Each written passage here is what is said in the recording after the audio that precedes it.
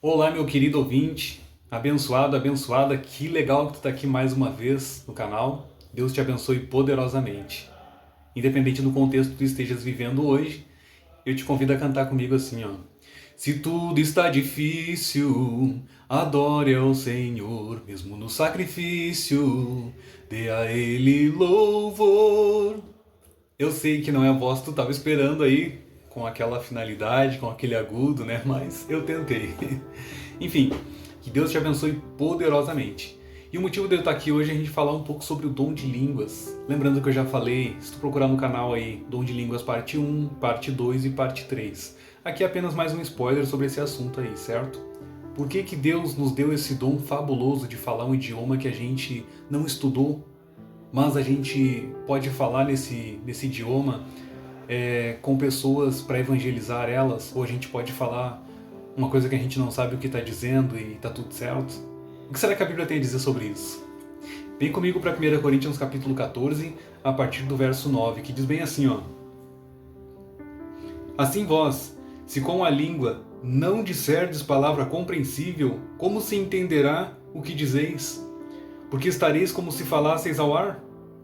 Há, sem dúvida, muitos tipos de vozes no mundo, nenhum deles, contudo, sem sentido.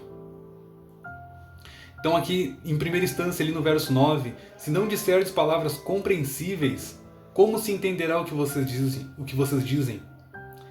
Em 1 Coríntios, todo mundo queria falar um idioma que ninguém entendia para dizer que estava com o Espírito Santo. E Paulo vem e diz para eles, se vocês não falarem um idioma que as pessoas compreendam, como é que essas pessoas vão se converter? Certo? E o verso 9, o verso 10, ele finaliza de uma forma com assinatura, embaixo, porque diz que há muitas vozes no mundo, porém nenhuma delas é sem sentido. Então como é que tu vai dizer que está falando em línguas se essa voz que tu fala não tem sentido? A pessoa não entende o que tu está dizendo. Agora, vamos voar lá pro verso 21. Olha só o que diz no verso 21. Ó. Na lei está escrito, falarei a este povo por homens de outras línguas e por lábios de outros povos. Nem assim me ouvirão, diz o Senhor. Então Deus aqui está dizendo que vai usar o grego, vai usar o italiano, vai usar o jamaicano. Essas pessoas vão ser usadas por Deus para trazer a mensagem para outros povos. Talvez eles estejam aqui no Brasil falando o nosso idioma para que Deus possa reverter o nosso coração, tirar esse coração de pedra e nos dar um coração de carne que louva, que ama e que adora o Senhor. Então a gente precisa captar a mensagem e entender essa mensagem, senão a gente vai fazer uma confusão, que é essa confusão, enrola a língua e acha que está no Espírito Santo. Pelo menos a Bíblia aqui não está defendendo isso, tá?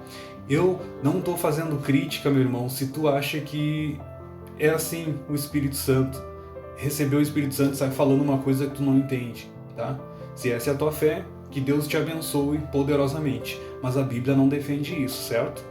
E Paulo traz um desfecho desse assunto aí sensacional, porque ele acaba dizendo assim: se vier um indulto ou um descrente visitar vocês e ver todo mundo falando um idioma que não é compreensível, ele vai levantar e vai virar as costas, vai sair, vai dizer, tá todo mundo louco. Entende? Então, Jesus e seus apóstolos, e mais na Bíblia, os anjos quando apareceram para as pessoas, nenhum deles falou um idioma que as pessoas não compreendessem. Lembra de Atos 2, Atos capítulo 2, do 9 até o 11? Lá nós temos o Medo, nós temos o Persa, nós temos os gregos, os gentios, enfim, Capadócia, vários idiomas, e totalizam 18. E cada um deles ouviu essa mensagem de acordo com a sua nacionalidade. Então Deus não faz confusão, tá, gente? Quem faz confusão é o homem. Já veio pessoas a mim dizer que estava indo na igreja e viu que algumas pessoas lá falavam uma língua diferente, Uma língua diferente, confusa até, porque ela não compreendia o que as pessoas estavam dizendo. Perguntou que idioma é esse que a pessoa estava falando e a pessoa disse que era a língua dos anjos. Certo? Mas qual é o sentido dessa linguagem se ela não edifica? Porque a Bíblia diz, né, que a palavra de Deus, inteligível aos ouvidos dos homens, ela edifica. Então a pessoa, quando ouve, ela entende o que é pecado. Ela entende que precisa se converter. Jesus e seus apóstolos, nenhum deles falaram um idioma que não fosse inteligível. Por isso que muitas pessoas se convertiam na época de Jesus e de seus apóstolos. Porque elas compreendiam a mensagem do Senhor. Olha só aqui, ó. Isaías capítulo 50, verso 4, diz bem assim, ó. O Senhor Deus me deu língua de eruditos, para que eu saiba dizer boa palavra ao cansado. Ele me desperta todas as manhãs, desperta meu ouvido para que eu ouça como os eruditos. Sabe o que quer dizer erudito? Erudito quer dizer uma pessoa sábia.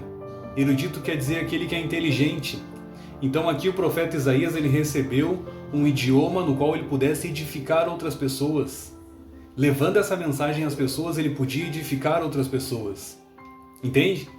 1 Coríntios capítulo 14, verso 3 diz: aquele que fala em idioma precisa orar para que possa interpretar. Então tu não pode falar qualquer coisa e dizer que o Espírito Santo te deu isso, certo? Gálatas 5:23 fala que um dos dons do Espírito Santo é domínio próprio. Então como é que tu vai falar uma coisa que tu não sabe o que tu está dizendo e dizer que é o Espírito Santo? Certo? A mensagem de Deus, ela tem que ser inteligível na vida das pessoas. João 17:17 diz: santifica-os na verdade, a tua palavra é a verdade. Então quem ouve a palavra de Deus, ouve a verdade, pode se converter, pode ser edificado, pode ser santificado, certo? Que Deus te abençoe, meu irmão, minha irmã, com essa mensagem que, como eu já falei aqui no começo, né? Se tu procurar aí no canal Tom de Línguas 1, parte 2 e parte 3, tu vai encontrar, certo? Aqui é apenas um spoiler sobre esse assunto aí e mostrar, meus irmãos, que tem outras religiões aí que as pessoas recebem um espírito aí, tá? Um espírito estranho, e elas começam a beber, fumar, dançar, e depois que elas voltam a si, elas não lembram o que elas fizeram, certo? Então isso não é domínio próprio. Se tu recebe o Espírito de Deus, tu tem que saber o que tu está dizendo e o que tu está fazendo. Isso é domínio próprio, certo? Deus abençoe, uma feliz semana desde já, né? Porque hoje aqui é o primeiro dia da semana, hoje é domingo aqui no Brasil, tá, gente? Um abraço.